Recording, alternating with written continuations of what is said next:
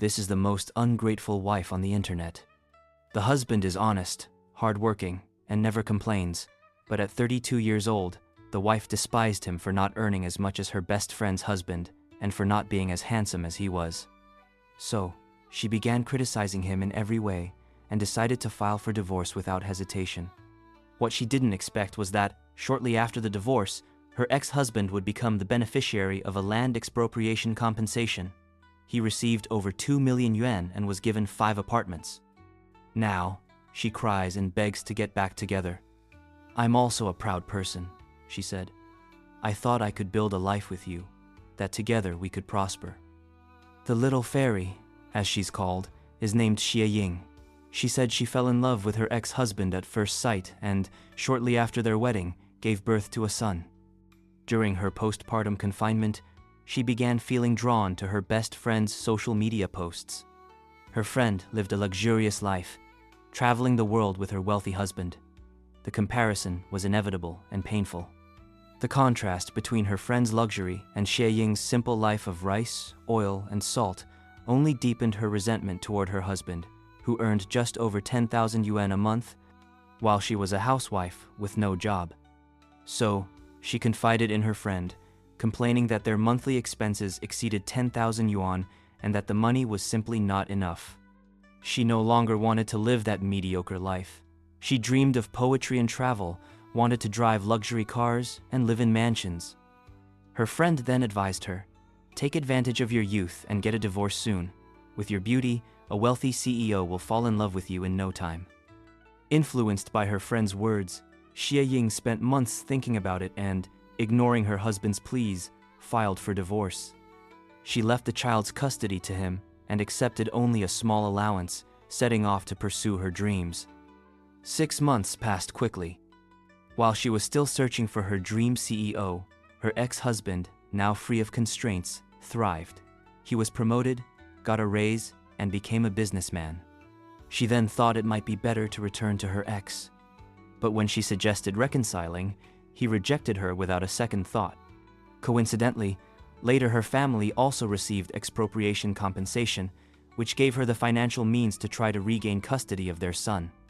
First, to get closer to her ex-husband through the child. Second, to transfer the child's registration and secure a larger share of the compensation.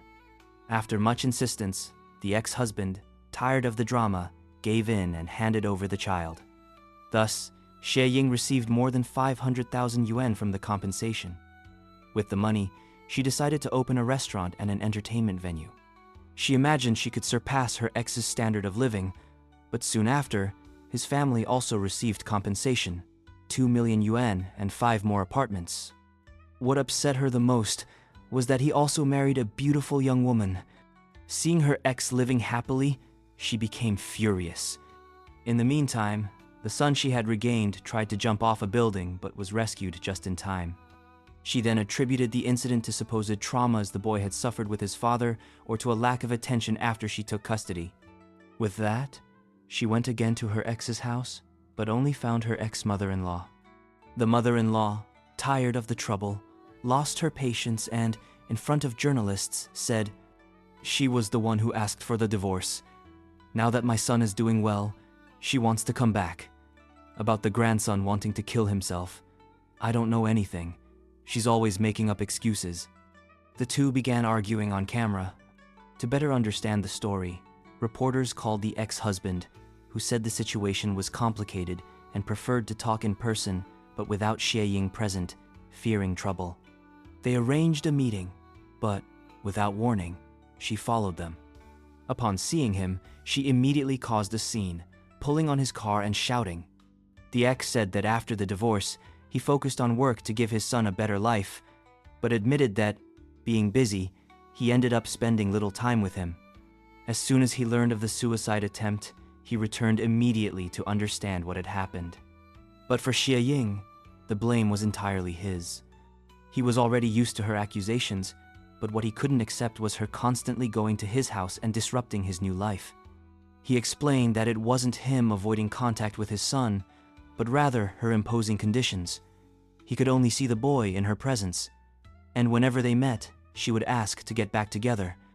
The ex also revealed that early in their marriage, she had a good temper, but after meeting bad company, she became explosive and would make scenes whenever she didn't get money, even threatening him with a kitchen knife. Despite everything, he didn't want to turn the case into an open war and asked mediators for help to resolve the situation once and for all. During mediation, Xie Ying proposed that he transfer half of his assets to her name and cut all ties, including the father-son relationship. With no other choice, he agreed to transfer half of his assets on the condition that she would no longer bother his new family or try to estrange him from his son. This story is almost a textbook case study, how to turn envy and bad decisions into a very public regret. Xie Ying looked at her best friend's marriage and saw a modern fairy tale, international trips, photos in five-star hotels, expensive gifts, and luxurious dinners all paid for by a wealthy husband who, to her, seemed absolutely perfect, and that's when the seed of discontent was planted. After all, how could she accept a common husband earning just over 10,000 yuan a month when there was a whole world of luxury within reach, or at least in her imagination? The problem is that Xie Ying forgot one detail that anyone with a hint of common sense knows. Social media pictures don't show overdue bills or arguments behind hotel room doors. But in her mind, trading an honest man for a Prince Charming was the logical choice. The result? She filed for divorce without looking back, left the child with her ex, and set off to chase her dreams. And life, which loves irony, didn't waste any time. Shortly after, the boring husband became a millionaire, benefiting from a land expropriation that brought him more than 2 million yuan and 5 apartments. And her? Well, she was still looking for her dream CEO. That's when regret hit, but not the sincere, from the heart kind. This regret had the taste of envy and the smell of a missed opportunity. She came back, trying for reconciliation, but was met with a blunt no. And because life loves repetition, soon after it was her family's turn to receive compensation. With money in hand, she tried to regain custody of their son first, to get closer to her ex, and second, to secure a bigger slice of the pie. She succeeded. She opened a restaurant, invested in an entertainment business, and thought she would finally get ahead. But fate, once again, refused to cooperate. Her ex's family also received yet another payout, more millions and more properties. And to top off the drama, he showed up with a young, beautiful wife. That was the final blow to her pride. The little fairy went from disdain to full-blown resentment, with accusations, public scenes, and even attempts to use her own son as emotional leverage. And here comes the most interesting point of this soap opera. To this day, she still sees herself as the victim, as if the universe were unfair for not automatically giving her a second chance. As if her own mistakes weren't her responsibility. It's that famous entitlement syndrome. I deserve it, simply because I want it. At its core, this story is a warning to anyone who lives comparing themselves to others. Because comparison is a slow poison. You see the shine and forget the shadows. You see the luxury car, but not the debt. You see the smiling photo, but not the wear and tear off camera. And worse, many times you trade something solid and secure for a vague promise that only exists in your own head.